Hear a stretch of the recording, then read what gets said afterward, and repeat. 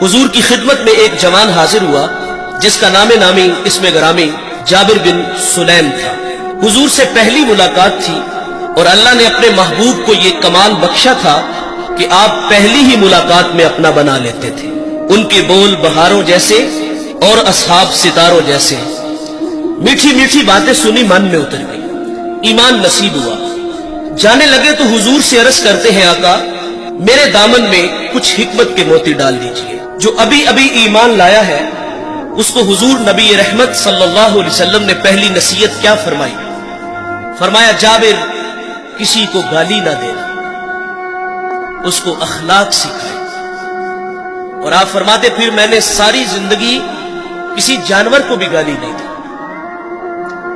हमारे बच्चे बोलना सीखते हैं तो गालियां सीखते हैं। हमारे घर का माहौल ऐसा है वालिद बच्चों को गालियां देता है और वो बचपन में सीखी गालियां कल बड़े होकर वो वालिद को भी गाली देता है। और मेरे नबी का फरमान है मुर्गे को गाली ना दो। क्यों? फरमाया इसलिए कि वो तुम्हें नमाज के लिए उठाता है। यहां रुक करके एक जुमला अर्ज करूंगा। फरमाया मुर्गे को गाली ना दो, वो तुम्हें नमाज के लिए उठाता है। आज लोग उलमा को गालियां देते हैं जो लोगों को दीन सिखाते हैं, जिन्हें इस्तंजा करने का भी पता नहीं ना होता, जो मुंह में आता है वो कह देता है। फरमाया पिस्सू को भी गाली ना दो। तालीम तो ये है कि किसी पर लानत भी ना करो। सैयदना सिद्दीक़ अकबर रज़ियल्लाहु ताला अन्हु फरमाते हैं एक दिन मुझे गुलाम पे गुस्सा आ गया और मैंने उस पे लानत कर दी। तो नबी रहमत सल्लल्लाहु अलैहि वसल्लम फरमाते सिद्दीक भी हो और लानत भी करे, रब्बे काबा की कसम ऐसा हरगिज़ नहीं हो सकता। तो आप जी ही जी में शर्मसार हुए और उस गुलाम को आपने कफारे के तौर पे आजाद कर दिया। जाबिर को हुजूर ने पहली नसीहत फरमाई कि किसी को गाली न देना। दूसरी नसीहत फरमाई कि जाबिर नेकी को हकीर न जानना। हम लोग गुजर जाते हैं इस ख्याल से कि भला इसका अजर क्या होगा। अल्लाह की रहमत बंदे को बख्शने के बहाने ढूंढती है। एक बहुत बड़े मुहद्दिस दुनिया से गए, किसी को ख्वाब में मिले तो पूछा सुनाए साहिब कैसे हैं? कहा जन्नत का बाग है कबर, आसूदा हूं। तो उसने अर्ज की कि आपका कौन सा अमल आपकी बख्शिश का सबब बना? तो कहा एक छोटा सा अमल। कहा वो क्या? उन्होंने बताया कि मैं एक दफा हदीस लिखने बैठा, स्याही में कलम डुबोया, बाहर निकाला, लिखने लगा कि उस पे एक मक्खी आके बैठ गई। फरमाते मैंने इस ख्याल से कलम को रोक लिया कि ये मखलूक खुदा है, पेट की प्यास बुझा ले मैं फिर लिख लूंगा। कहते अल्लाह को मेरी ये अदा पसंद आई और अल्लाह ने मेरी मगफरत फरमा दी।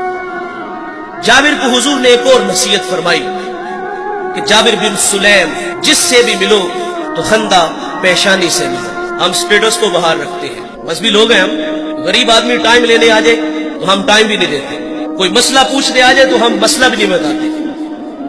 इंतहाई माजरत से कहूंगा, एक बंदा डिस्ट्रिक्ट मंडी भावलदीन से चला है, एक कराची से चला है, एक पिंडी से ही चला है। वो लंबा सफर करके हमारे पास आया है और उसकी हैसियत को देखकर तस्बीह दे के मस्जिद के नुक्कर में बैठा दिया जाए कि यहां बैठ के वजीफा करो।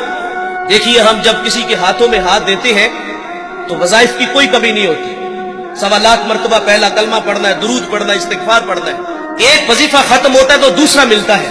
वज़ाइफ की तो कमी नहीं। वो तो कोई कंधा तलाश करने आया था कि जहां सर रख के वो रोए।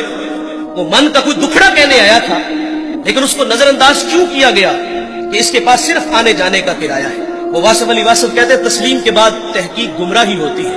उसने तो दिल से अपना कहा था और वो जो है वो अकीदत में बैठ के वजीफे में मशगूल है, लेकिन अचानक उसने अपनी आंखों से एक मंजर देखा कि एक कल्फ लगे कपड़ों में आया और उसके आगे पीछे खुदाम है और वो सीधा हुजरे में चला गया और अंदर से आवाज सुनता है कि आप किसी के यहां पैगाम भेज देते तो मैं खुद ही आ जाता।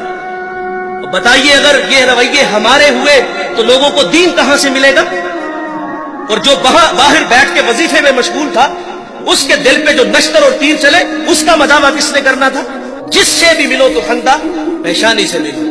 आप अपने मुलाजिम से इस तरह बात किया करो जिस तरह अपने बेटे से बात करते हैं। जाबिर बिन सुलैम रज़ियल्लाहु ताला अन्हु फरमाते हुजूर ने मुझे एक और नसीहत इरशाद फरमाई।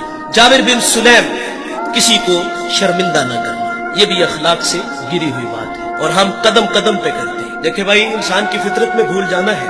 कोई बंदा मरने से पहले आ जाए हाथ जोड़ के कह दे कि या अल्लाह आज के बाद गुनाह नहीं करूंगा, ये उसका वादा है। کہ جو میری چوکھٹ پہ 2 آنسو لے آتا ہے میں اس کے گناہ کو لوح محفوظ سے مٹا دیتا ہوں. ہم تو مائل بکرم ہے کوئی سائل ہی نہیں, راہ دکھلائیں اسے کوئی رہ روے منزل ہی نہیں. جو گناہ چھوڑ دیتے ہیں عادت باری تعالیٰ ہے وہ ان کے گناہوں کو معاف کر دیتا ہے. لیکن ہمارا حال کیا ہے, اگر غلطی ہو جائے تو ہم معافی نہیں کرتے. یار مثال کے طور پہ بندہ گناہ چھوڑ کے مسجد میں آنا ہے نا اس نے, تو ہم کہتے ہیں لو 100 چوہے کھا کے بلی حج نو چلی اور پائی تینوں مسجد راکی نے بہایا, اسی اللہ نے جس اللہ نے تمہیں دکھایا ہے. کبھی ہم کہتے چور چوری چھوڑ دیتا ہے, ہیرا پھیری نہیں چھوڑتا, جوتے چرانے آئے ہو. وہ یار وہ آ گیا ہے مسجد کی آبادی کا سبب بنا ہے. اگر کسی کی پیشانی میں سجدوں کا نور ٹپک رہا ہے وہ اللہ کے گھر میں حاضر ہے, ہمیں تو خوش ہونا چاہیے تھا. لیکن ہم شرمندہ کرتے ہیں. جب اللہ معاف کر دیتا ہے تو ہمیں بھی عادت ڈالنی چاہیے. کسی کو فرمائے شرمندہ نہ کرو.